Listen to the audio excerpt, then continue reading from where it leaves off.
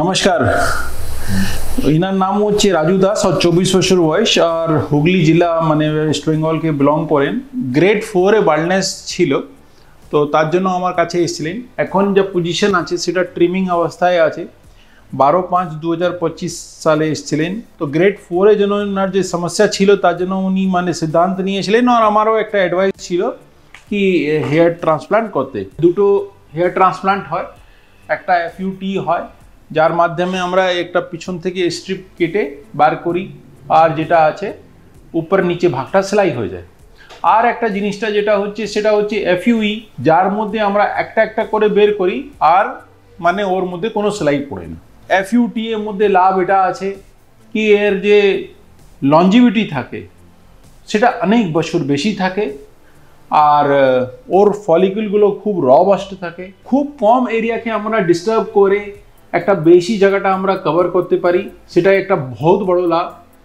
FUE তে লাভ হচ্ছে কি সেলাই পড়বে না, কিন্তু সমস্যা হচ্ছে কি ওর মধ্যে প্রোটিন ডিনেচারেশন হয়, থার্মাল আর ফ্রিকশন হয়, মেকানিক্যাল ইঞ্জুরি হয়, তার জন্য কি ওর লাইফটা একটু কম হয় আর ওর ফলিকুলগুলো অত রবাস্ট হয় না। এই ডোনার এরিয়া থেকে যেটা আমরা গ্রাফট নিচ্ছি, এই যে জিনিসটা দেখছেন এ তো পাতলা চামড়ায়, আপনি দুপাশের চামড়াটা আমি ধরেছি সেটা দেখতে পাচ্ছেন। এর তলায় হাড় আছে, এটা আপনি ফিল করতে পারেন। তো এই জিনিসটা আমরা নেব। এটা যে আমি হাতে ধরছি সেটাও অনেকটা মোটা, দুপাশ দিয়ে আমি যদি ফোল্ড করে এরকম ধরছি তার থেকেও পাতলা হয়। আর জিনিসটা আছে কি আমরা একটা ছোট এরিয়া ডিস্টার্ব করে একটা বড় অ্যামাউন্ট অফ গ্রাফট পাচ্ছি। যদি আমরা ওই জিনিসটা আমি FUE তে করি তাহলে ধরে রাখুন এখান থেকে এখানে অবধি পয়েন্টে আমরা পুরো এরিয়াকে মানে ওখান থেকে আমাদের গ্রাফট নিতে হয়। তো এই হচ্ছে দুটোর মধ্যে ডিফারেন্স। কোনো পেশেন্টে আমাদের দুটোই টেকনিক করতে হয়। ধরে রাখুন কাদের স্ক্যাল্পটা খুব টাইট আছে তাদের মধ্যে আমাকে কিন্তু FUT-টা একটা লিমিটেড এরিয়া থেকে নিতে হবে, বাকি আমাকে FUE থেকে নিতে হয়। পৃথিবীতে যতই নাম আছে সব এর ভেরিয়েশনস আছে, কোনো তাছাড়া কোনো টেকনিক নেই, এই মাত্র টেকনিক আছে। তো এই এরিয়াটা হচ্ছে এই এরিয়ার মধ্যে আমরা হেয়ার ট্রান্সপ্লান্ট করব।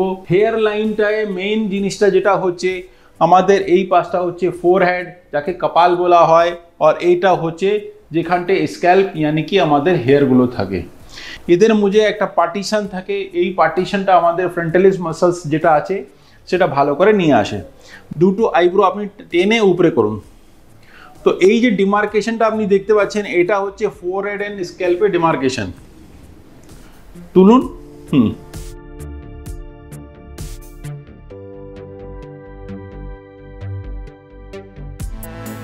এটা হলো আমাদের একটা যেটা ক্রুড মেথড या বেস্ট মেথড যেটা ভাবি আমরা সেটা আছে। যদি মেজারমেন্টে হিসাবে যাই তাহলে মোটামুটি 7 to 7.5 সেন্টিমিটার, 6 and 6.5 সেন্টিমিটার।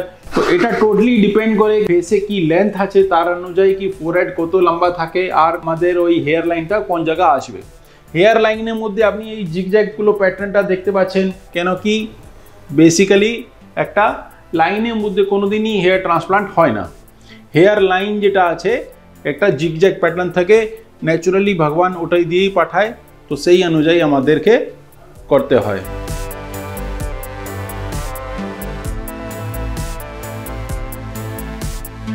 এটা হচ্ছে হাইপোথেটিক্যাল জোনস। আমি হাইপোথেটিক্যাল জোনসের মধ্যে right zone 1, right zone, left zone 1, zone 2 right, zone 2 left, and এটা হচ্ছে টোটাল জোন 3।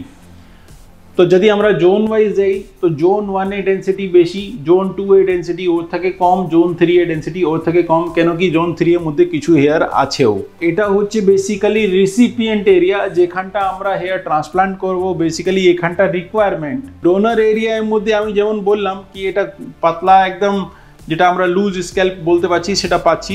আমি সেটা একটু ড্রয়িং করে দেখাচ্ছি।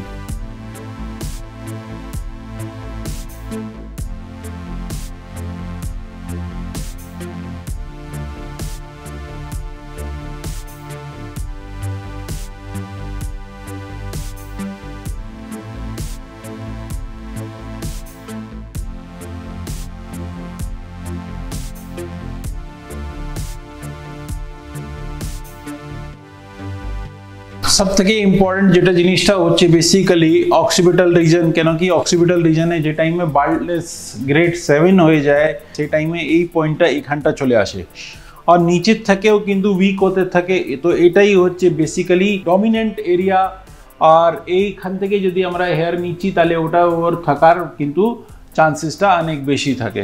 আপনি হেয়ার লাইনটা দেখে নিন, কেন কি যেই হেয়ার লাইনটা আমরা ড্র করেছি সেই হেয়ার লাইনটা ওনারও পছন্দ আসার কথা, সেই অনুযায়ী আমরা কিন্তু প্রসিড করতে পারবো।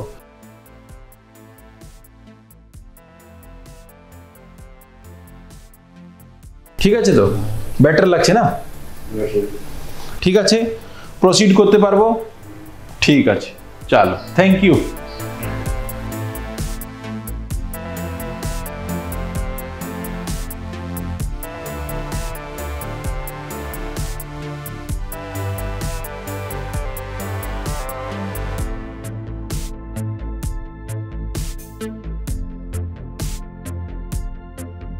Thank you.